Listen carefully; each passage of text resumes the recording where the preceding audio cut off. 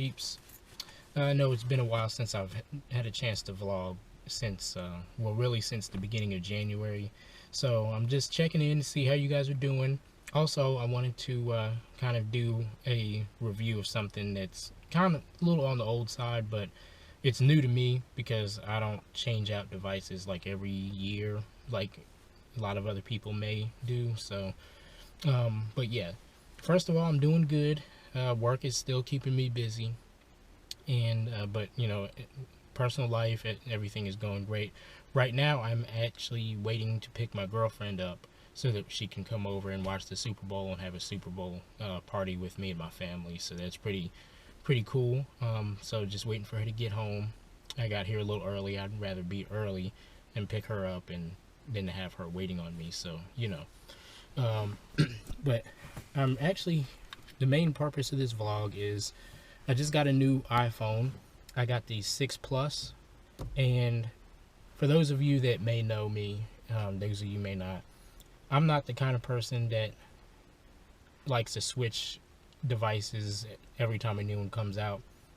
I'll look at them, research them, and see if it's going to be something I want to upgrade to in the future. But for the most part, I'll use what I have until it starts having issues and it's no longer usable. That's just how I do things. So, just to give a size comparison, this is the iPhone 4S, which I've been using for the last, really, I want to say two and a half years, maybe longer. This one, you know, it's got the smaller screen, all glass on the front and back. Still, I will say, even though I've got a new device, this one still is very nice. It's not as fast naturally because a lot of the new apps and the app updates have kind of been geared more towards the newer phones, which is to be expected for a device that's this old. This was like 2007, 2008. So for what it is, it's done pretty nicely. The only thing is, the only reason that I really decided to get a new phone was because I was having issues where the battery would get to like 30% or 35% and it would shut off prematurely. And then other times it would go on and continue to operate even though the battery said that it was supposed to have been dead. So it just wasn't really reliable, and I know it's just a matter of time before it finally dies or is no longer able to hold a charge. So I wanted to kind of stay ahead of that. Now, compared to the new phone, the 6 Plus, as you can see, it's much bigger, and I'm going to do a side-by-side comparison in just a minute, but as you can see, much more screen real estate. I got the silver, as you can see here, and it's got a 5.5 inch screen, which I'm very, very happy for. And hold on just a second. Gotta get the Touch ID here. And I don't know if you can tell this, but the screen actually looks amazing, especially if you clean it, which I found a lot of people aren't doing, but pretty snappy. It's very responsive, and you know, if you open up a couple apps and you know, you try to close them, multitasking is very quick. Whereas with the 4S, there was a little bit of lag in between switching apps. And again, this was to be expected with a device that old.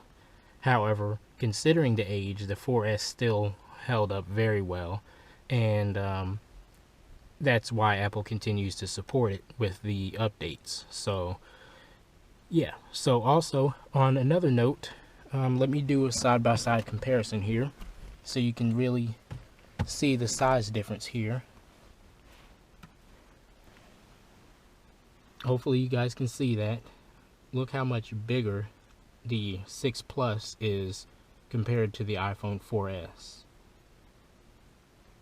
a huge difference. And if I were to take this and sit it in here, I saw comparisons on YouTube channels where they put the 5 and the Apple iPhone 5 and 5S, which filled the whole screen of the 6 Plus, with some extra room left over on the sides. But this, as you can see, has even more room on the sides. So just look at this in my hand. I can actually close my entire fist around it, you know, and I've got fairly large hands. So now this, I can still close my fist around it, but there's much more room for me to do, for me to use. And for those that were complaining, I got to redo my other thumb. This Touch ID doesn't seem to like that thumb too much. But a lot of people were complaining on reviews stating that they did not like the feature that brings the screen down. For those that have smaller hands or shorter fingers, whatever you want to call it, you know, there were a lot of people saying they really didn't like that because they were accidentally hitting the home button and having it drop down. To me, honestly, I don't really see how that happened, because you really actually have to intentionally hit the home button. But I guess I could see how that happened. But honestly, it's a feature that does come in handy, and it allows for people with shorter hands to kind of, it extends the reachability. So I personally, I like it. I like that feature. And I find myself, even with bigger hands, depending on which app I'm trying to use, I find myself using it. Like the message app, since it's all the way up at the top, I still don't mind actually reaching up, because I've got the reachability.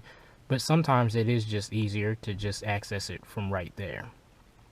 So that part, I really think that Apple did a great job adding that in.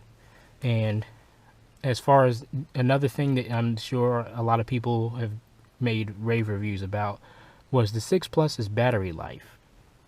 This, and just using it in the last week, has lasted me. I've only had to charge it up overnight while I was sleeping, and even when I plug it in, it's usually at about 65% battery life, and when I wake up it's at 100, and that gets me through the entire day. And I could actually, in theory, let it drop down. You know, I could let it go for really a day and a half without charging it, but you know, I just don't want to. I really would prefer to just have a good charge on it. So but battery life, excellent. By far the best battery life that I've had on a phone. And I'm a previous Android user. Loved the Android operating system. Loved the customizability, being able to put custom widgets, custom ROMs, and different things like that. But Apple, it just seems like the operating system was more stable. To me, at least for me, less app crashes and things like that locking up your phone. Whereas Android, I had a lot more apps that just simply would freeze the phone up, or you know, if something's wrong with the custom ROM that you may download, you know, it can render your phone useless until you restore it. So that's the downside of having an open source operating system like Android. However, again, the plus sides are the customizability, and you know, you can basically make it your own. iPhone, if you purchase it, you're going to pretty much get what every other user has. And but again, the operating system is more stable. You don't have app crashes. Now, when these first launched, there were, but that was because of the developer support. It just wasn't all in place yet. So on that note, iPhone, for stability purposes and just ease of picking it up and using it right out of the box, you know, hands down, probably the best. So, and that's my opinion. Anybody else can say whatever they want to, but you know, and I'm not hating on Android and not hating on Apple, just stating the things that I've observed from having used both from the time Android came out up until the current Android operating system and iOS. So that's just my take on it. But and the camera, let me see if hopefully my GoPro will capture the camera. Pretty much the same camera interface that you're used to, but of course this, I don't know if the camera can catch this, but it's capturing at 60 frames per second. It also has 240 frames per second slow motion video, or the standard 120, but I don't see why anyone would not want to use 240. But and of course it's got the time-lapse video, and this is 1080p video, by the way. I just wanted to let you know. And as you can see down in the bottom, it says 60 frames per second. Now this iPhone 6 Plus has optical image stabilization and video, so that means when if you're walking, you're not going to see the motion you're seeing right there. It's going to come out smooth, or as smooth as possible. Like, for example, there was a video on YouTube where someone was riding a bike alongside someone else recording with an iPhone, and you really couldn't tell that they were on a rocky surface because it was just smooth. So I'm really loving that, and I can't wait to use it some more. The autofocus, as you just saw, is excellent. Took no time at all to auto adjust, and the zoom quality is very good. And coming from the iPhone 4S, they didn't let you zoom in on video, but from the previous, the generations after that, you were able to zoom in on video. So again, I may be a little behind the times on some of the iPhone features, but it's only because I don't upgrade to the latest and greatest every time one comes out. So overall, I'm very happy with my purchase. And I purchased an unlocked version, and that means I can use it on Sprint's network, or I can take it to AT&T or T-Mobile and have it activated. But Sprint, to me, is the next best aside from Verizon around the area that I'm in. So yeah, that's why I used it. Now I want to do a little speed test. Now mind you, I don't have LTE coverage where I'm currently at. So I've got two 3G bars right here. So I don't know if that's true service. As you can see, the 3G emblem just went away. So it's hard to really tell. Probably because I'm down and I've got all these trees around me, it's really not going to do very well. So the speed test may have to come at a later time. But yeah, I just wanted to give you guys a short video just showing the new phone that I have. I know, and I'm going to get a case. I actually ordered a case last night off of Amazon. They had some nice cases in the Apple store, but for what they wanted, what the cost was and what I needed, it just wasn't, a sensible investment. The case that I'm going to be doing an unboxing video for, the case that I have coming, it should be here by next Friday. So once that arrives, I'll make a video and I'll unbox it and show the actual phone in the case, so you can see what it looks like and how much thickness it adds and all that good stuff. But yeah, and also for anyone that may not have an iPhone or an updated iPhone, you now have Lightning port instead of the standard 30-pin connector, and of course you got the speaker grill down here and the headphone jack there. So again, very happy. It's a very beautiful looking phone, a lot of great features, and I'm looking forward to really putting it through its paces. I'm going to download iMovie soon, and possibly take some video.